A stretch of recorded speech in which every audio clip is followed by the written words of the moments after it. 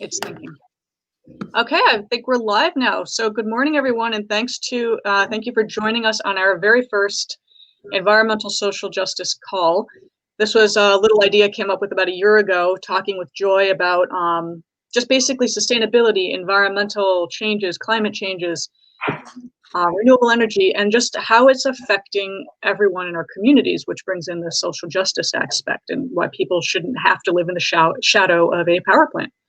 So my background, geologist, geochemist, worked in environmental insurance for 20 years, met Joel Vendette probably 20 years ago at school. I know. And Joy, she and I met, I would say 10 years ago now. I'd say so. Yeah, and so just to introduce these guys, Joy is an expert in policy, politics, anything to do with government, renewable energy, and getting bills passed. And Joy, if you want to introduce yourself real quick. Hi, I'm Joy, and slaying dragons out here. I don't know what neck of the woods you're in, but it is hot as Hades here in California. And I got off of an early morning call this morning with the governor's office. We have officially declared a state of emergency with wildfires. So my job never ceases, and I'm out here trying to keep our environment safe as well as I can. Wow, and that's awesome, and thank you for that, because we definitely need more people getting involved with climate change with respect to wildfires and droughts. And also Joel. So Joel came into our little group here originally thinking he'd be like the everyday man learning about the environment. In reality, as we have learned, he probably knows more than I do about solar panel. So, because you've actually installed them, you've had them put on your home. So background being a realtor, you are actually kind of got your finger on the pulse of everything going on with respect to renewable energy for commercial and residential homes. Try to. I mean, the laws are changing so much, but yeah, I mean, try to just keep on top of everything as best as possible. So with that, one of the things that we were talking about last week, Joy, it was one of you guys found this awesome article about, what was it, modular homes or container homes, I think is what it was. Yeah. And that was pretty interesting, where we do have a housing shortage. And I first came across modular homes probably in 2008. And people were afraid of them. They thought they'd be contaminated. They thought they would be polluted or something like that, when in actuality, they're actually fairly clean. They're just steel. I think people are confused by them because they're thinking modular homes versus mobile. And I think that's where it's taken a long time for people to understand the difference between the two. And I think people are more concerned about mobile homes, and they didn't understand the difference between them. And there's a huge... There's such a shortage of housing in Los Angeles, and they're trying to put the homeless in Los Angeles into various hotels that the government has just taken over, and a lot of people are scared of the idea of compounding more people into one small area, less than an acre's worth of land, thinking it's going to change the trajectory of neighborhoods. So there's a lot of against it all for people who are interested in implementing this mobile home strategy, maybe into their backyard or site that they have. I'm actually considering it. But what's weird is that you look at what's happened with those installations. I mean, there's an area I believe it's in Santa Monica, where it was a huge homeless encampment, and it was just a really notoriously bad area. And then they went in and they turned it into tiny homes, and there's nothing wrong. It's perfect. There was a development, was it in Orange County, somewhere down, or Long Beach, somewhere like that, where they did an entire development of shipping container homes for homeless vets. And so they turned them into 1-bedroom apartments. And so they were able to get people off the street. They can actually have services now. And it's just like, we live in the NIMBY world. Everybody wants to do something, just don't do it to me. And unfortunately, we had that conversation, Joel and I, a couple of weeks ago, where someone was very vocal about not in my backyard. And yeah, I know you're going to get heated about this guy. I mean, I understand he wants to keep the pristine suburban neighborhood, but we do have that. We have to deal with this. How do we deal with people and telling them, It's not a terrible thing if it's done right. The modular home, tiny home idea is great. I'm a huge fan of Habitat for Humanity because people put in their sweat equity, which means they actually help build their own home. Joy, you're probably very involved in this because I know there's a ton of commercial space coming up with the pandemic happening. Any new updates on that? Well, right, pre-COVID, they started doing, making it easier for people to get permits to put these types of units in their backyard. It was basically streamlined. Right now, most of the government agencies are closed. You can't really go into them. So it's a little slower, but they were decreasing the prices of permitting them, even offering money, low interest rate or no interest rate loans for people to be able to put these up in their backyard, up to 75,000. And the ones that Joel and I saw were 50,000. And let me tell you, I'd live in one of those in a minute. Complete kitchen, even the bed is included in the $50,000 deal. It's just somebody comes out free of charge for the $50,000, that is, and puts up all four walls and puts the bedding and everything in there for you. And you've got a unit, a very viable unit. So yeah, I think right now with COVID, things are a little bit out of whack, but there is a program of full financing available. And I mean, let's face it, we are in the environmental area, and the environmental statistics regarding this type of housing is phenomenal. So we're adding to the environment because they're all energy. So when you mentioned COVID, another thing that people don't seem to fully understand the chain reaction, the connection between everything. People who live in depressed neighborhoods or disadvantaged neighborhoods are often exposed to more pollutants. You're going to live in contaminated property. You're going to live in the shadow of a power plant that's, got soot or things like that. So that's going to make you sick. I mean, we know this. This is not, unusual. So with COVID coming on, we are seeing people in disadvantaged neighborhoods, which unfortunately is mostly people of color, and they are getting sicker more frequently and having more health issues from COVID because they actually live in an area that's polluted. So how do we address that? I mean, I know it's simplistic to say, how do we fix it? But I think the more we talk about it, the more people we get engaged. This is wrong. It shouldn't be this way. So, and Joel, you're making faces. Go for it.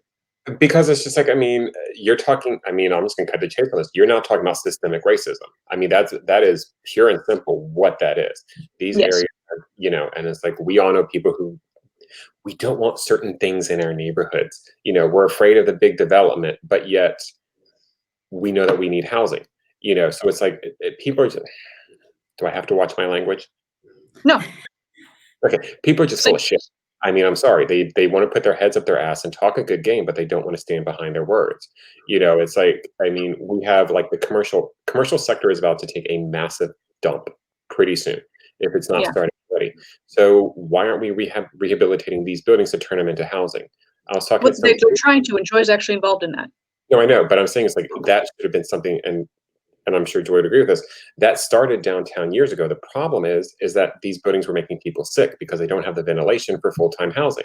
So they're huge undertakings to do these things. But then we've also got, over 35,000 units in Los Angeles are being used for Airbnb. We have a serious problem that we've allowed to get out of control. And the conversation is great, but nothing is being done in a fast enough way to do it. You drive down Sepulveda Boulevard and you cross under the 10, you go on Venice Boulevard under the 405. What started out as small homeless encampments are now tent cities. And this is what we're living with. There's a massive development that they want to build, which I think they're actually doing in Venice, which is going to be taking away the bus depot and turning that into a homeless shelter. That thing is being fought tooth and nail by the people in the neighborhood. And I understand, I get it, because there's also a stigma associated with some of the drug use and the other things that might potentially be happening. But at the same point in time, on the flip side, those areas are going to be heavily monitored by authorities. They're going to have on-site people to help people get through and transition back into normal life. So it's like, we have to figure out a way to destigmatize people trying to get better. That's one of the biggest problems that we've got. I like the NIMBY guy. Sorry, the NIMBY guy. I was just going to say real quick, I might Sorry. have my cities wrong. I think it was in New York recently. All of the homeless that were being housed in hotels, they just shut that down because they found meth labs.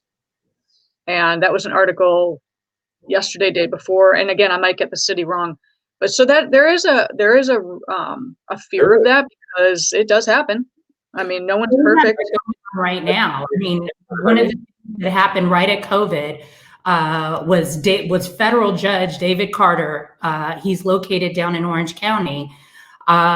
Specifically mandated that homeless sheltering, especially due to COVID, take place immediately.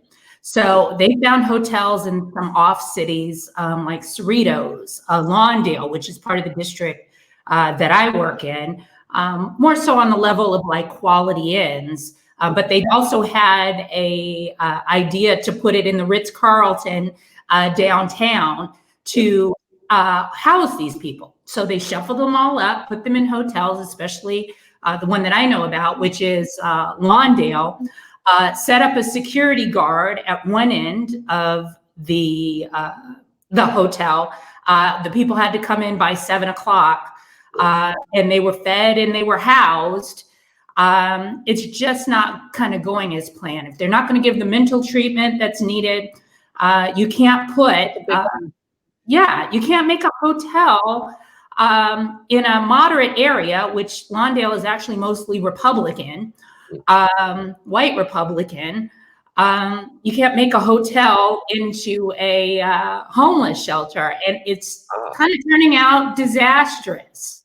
Actually, Yes, there is an organization out there. I believe they're called Step Up on Second. Have you heard of them? No. They're a nonprofit. They actually buy rundown hotels and they turn them into apartments. And they go in there and they renovate and they're using them because that way you can get people off the street. They're able to collect the benefits for that to help offset rent.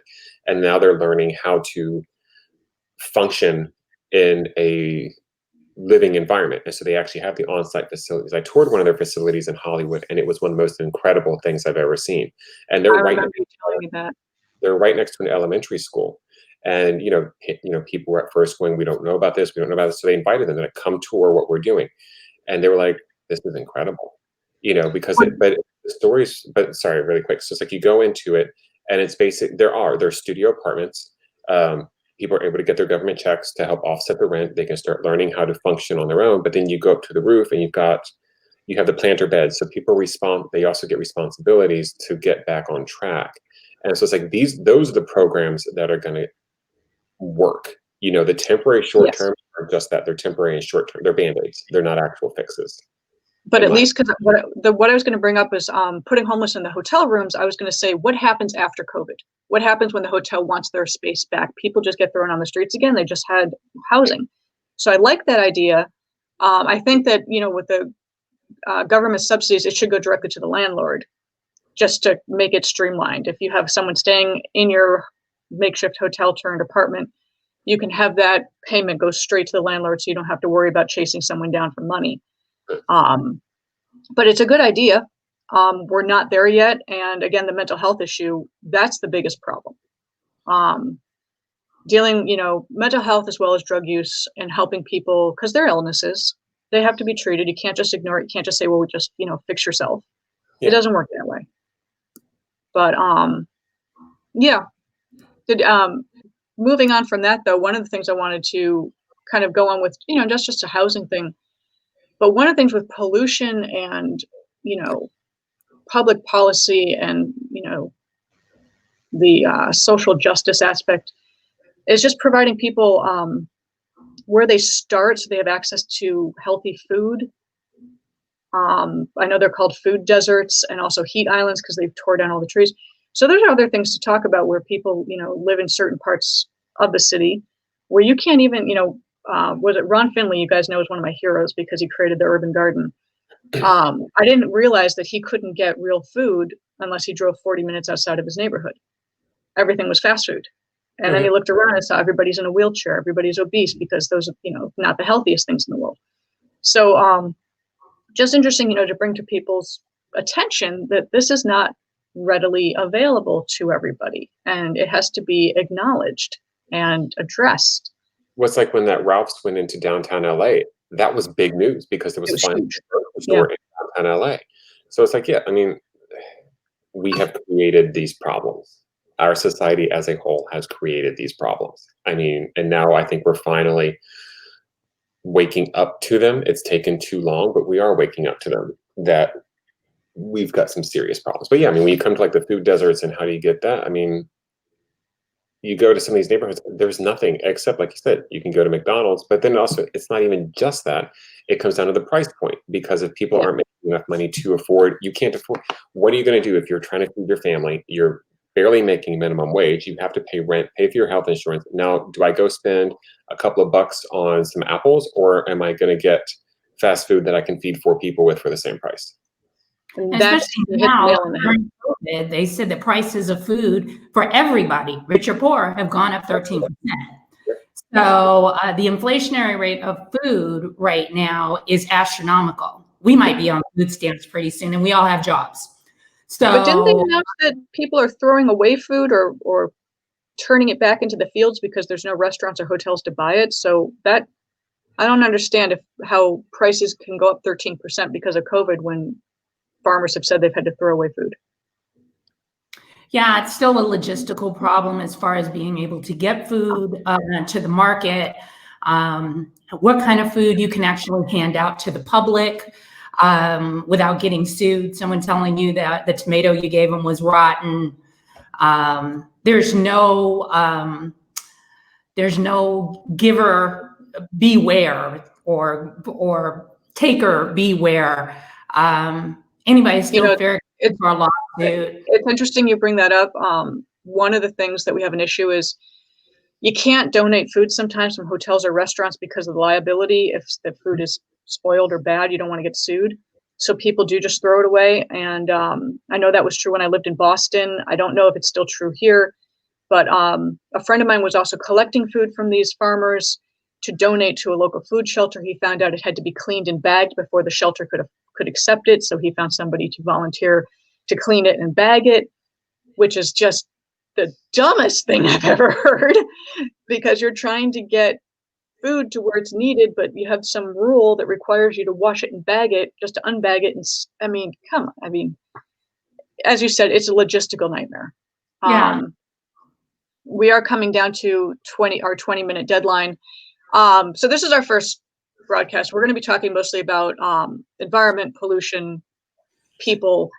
One of the messages that we've all agreed on is no yelling, no shaming. Feel free to comment, but there's no shaming somebody for not doing the best they can. You know, everyone does a little bit, every little bit helps. Just try to be a little bit better every day. If that means cutting back on red meat, if that means getting rid of plastic.